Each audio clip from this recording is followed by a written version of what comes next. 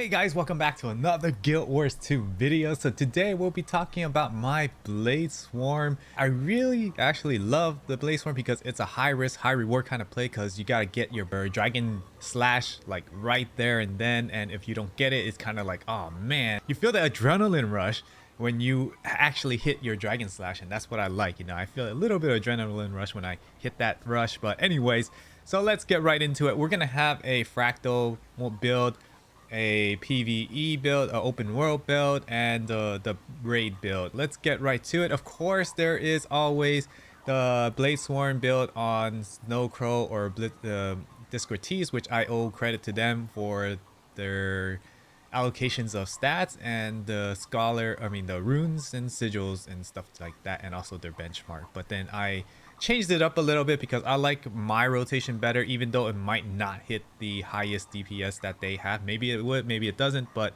I think it makes more sense to me to play it this way because it's easier, at least to me, and it's more understandable, at least to me. So anyways, let's get right into it. So now let's go into traits. This is probably really famous. You can find this as Snowcrows and Discretes and meta battles. They're all the same in here. So shout out to those sites that I use to get me the most optimal DPS kind of traits. So that's all you see here. And what I want to focus on is the Fierce as Fire, which is basically gain increased strike damage for each round of ammunition spent. So you're always going to have to keep this in mind, that every time you spend one of these little charges, you're going to get this stack, and you can get a maximum of 10 stacks, 15 seconds before you can unload your biggest hits. So what I like to do is I use Cyclone Trigger. I sometimes use this a lot too, because if it's far range or something, I use this more. And I also like to use Blooming Fire. Just spam any of these keys when they're off cooldown, and then I use the Dragon's Roar, and then I use the Throw Axe, and I should have enough Fierce as Fire for me to unleash my Dragon's Trigger. So I'm gonna show you that rotation really quickly, but I'm just explaining you of what you're gonna do. And you're gonna use Gunstinger when this thing is most likely gonna hit 3, and then you're gonna repeat from there. So let's go over the rotation now. So I actually changed this location because we're just gonna have all the boons applied to see our maximum damage. But of course, in real world situation, you're probably not gonna have all these things applied to you. But hey, numbers are numbers. People like to see big numbers, so we're gonna use big numbers. But of course, I'm gonna show you examples of how my build works in real world, such as raid strikes and stuff like that. So I'll give you those examples later. But right now, let's do our little opener. You know, you just summon your banners again, and you know, it doesn't really affect you what you do first. I mean, if you're trying to obviously optimize your DPS, then you will probably do a rotation that is similar to Discretes or Snowcrow's build. But for me, it's just a matter of getting your adrenaline so that you could use your Dragon Slash, and also using 10 ammunition stuff. So it doesn't matter what 10 you use, at least for me, but at least these 3 I would use, and then the dragon thing and 1 axe throw, that's already 10, and then you get into your Dragon's Trigger and you should be good to go. Okay, so you're gonna just summon your banners first. Get into weapon swap. So 4, 3, 2, then weapon swap. Dragon's Roar. That's 5, 3, 2, and axe until you get it. Then heal skill. F2. And then slash it. 4, 3, 2. Weapon swap. Use number 4 skill, which is your Gunstinger, so that you get 3 of this. And then you go into mending. Then you explode, and then go into Dragon's Roar again and explode, just like that. And you just repeat just 4, 3, 2 every time you're here, or you could just spam all your artillery sash depending on your situation. And then you go into here again. You're gonna use your Dragon's Gunstinger, so you get 6 every time you have Dragon's Roar up. This is your loop rotation. You just use mending, use Dragon's Roar, go into your Dragon's Trigger and attack like that, and then just go 4, 3, 2 again, and then weapon swap, use your Gunstinger, use mending, use your Dragon's Roar, go into Dragon's thing. So see, you always have Fierce as Fire as 10 whenever you're in this loop.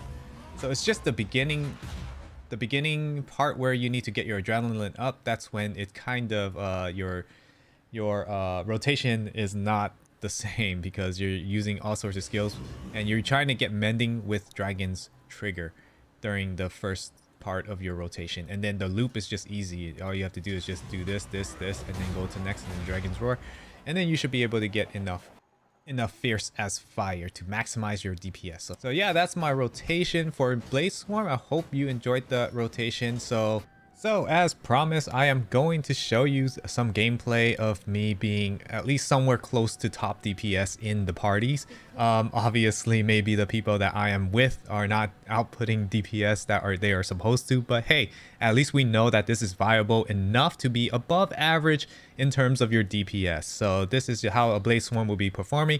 Just look at my arc DPS right now. I am second place DPS, outperforming a Virtuoso in the group and all the mechanists that are in the group as well, except for the top DPS guy. So either my party is not that great or I am doing very well. So just take it as what you will. And as you can see, at the end of KC's health, I still remain the top DPS in the group.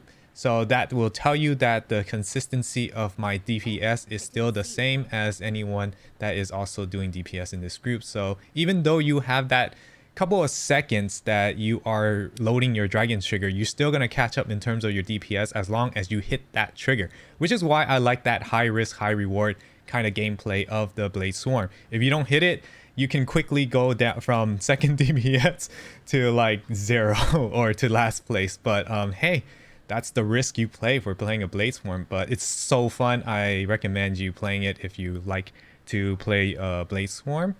So now we're taking a look at CM Aether Blade Strike mission here. As you can see, I am also again top DPS here as well, outperforming the Necromancers and other people in the party. Again, we don't know whether these people are just not that great in the rotation, but hey, like I said before, you are still doing pretty decent DPS, and especially in the first phase of this, you know, Scarlet moves around and evades attack a lot of the time, so you most likely are not gonna hit all your attacks. So it takes a lot of skill for you to use to hit your attack for the first phase.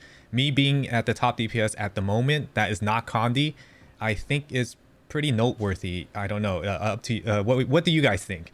But yeah, as you can see, this is a fight that is maybe a good Condi fight, but I chose power here and I still do pretty well. As you can see, her health is like around almost halfway, and we're still maintaining that DPS. So I'm not sure if Shara is a Condi fight anymore, or maybe it's a power now. I don't know. But just look at my DPS right now. I am second place as a power.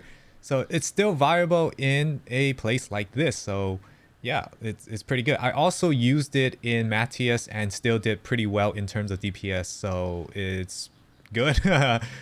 Take it for what you will. Now we can go into our other equipment stuff. So the rotation is always going to be the same for all of it. So, and your Bladesworn power DPS is going to be the same traits.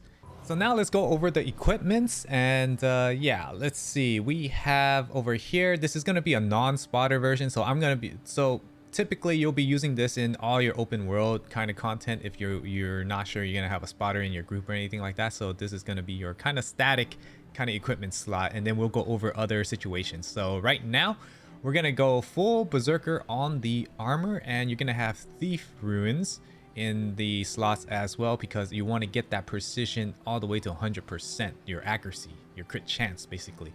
And in order for you to do that even better is to have Sigil of Accuracy on your pistol, and you got Force on your axe, and then Thief runes, and then Berserker again on your armor and on your weapon sets.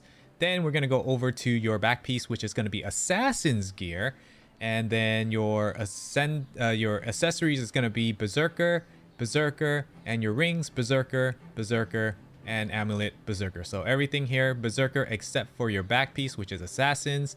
Now if you do not want to go banners in open worlds, you could modify this a little bit. So you can go to one of your open world. I have one over here. See my open world Bladesworn trait line. I'm going to do that. So what's different is basically nothing in the trait line, but what you will see here is my utility skills that are different. So what I'm gonna have flow stabilizer, and I'm gonna have dragon spike mine, which is basically going to recharge my dragon's trigger, because I find out that in open world content I want to get into my dragon's slash as much as possible because it's fun to use in open world, and in order for me to do that, I could just reset the cooldown with this. And of course, getting adrenaline is very easy when you have flow stabilizer, so you don't have to be as worried about your flow rate when you activate your flow stabilizer, which increases your flow rate and gain fury. So you also don't have to worry about fury for your other teammates trying to give you the fury. So this is very good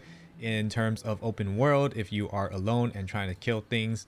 I like to use this. And the Signet of Fury, which is improves your precision by 180 precision, so therefore you don't need your banner of discipline, and of course you're going to be overshooting your precision of 80 plus. So that means that you can actually go into a spotter build instead of having your BS power raid build. So we're gonna go that to next. Then you could use this build, which basically is Assassin's Helmet, Assassin's Backpack, Assassin's Accessory, one accessory, and Assassin's Ring. And then you're gonna have Impact for your Sigil, and Force, and everything else Berserker. So again, there's gonna be Assassin's Helmet, Assassin's Backpiece, Assassin's Ring, and Assassin's Accessories. That will get you to 100% crit chance with spotter and your banner. So that's going to be equipment for when you have a spotter in your build. And then if you are doing fractals, it's going to change a lot, because fractals, the agony resistance is going to add to your precision, so you can actually go scholar, full scholar runes. My build takes advantage of 200 agony resistance. So when you have 200 agony resistance, which is basically +9 everything and fractal god as well, then you will be able to utilize this equipment slot. Remember, just try to get your precision to be 100% with fury, and you're always going to have fury. Just remember that, because you're in a party and most likely other people are going to help you apply the fury. And so yeah, you're going to have Assassin's Helmet, Assassin's Backpiece, Assassin's Accessories right here, these two, and Assassin's Ring, one Assassin's Ring, and then the rest all Berserker. And then that should be your setup for your fractal, power fractal. All right guys, I hope you enjoyed this video, and let me know what you think in the comments down below. Did you enjoy playing this kind of Bladesworn, or did I encourage you to play Bladesworn? Hopefully I did, because it's a lot of fun, and I'll see you guys in the next video. Oh yeah, you know, I don't really make build videos like this. If you do like it, by telling me how you like it is by liking the video, so that I will know that I can make more of these, maybe. I don't know. See you in the bye.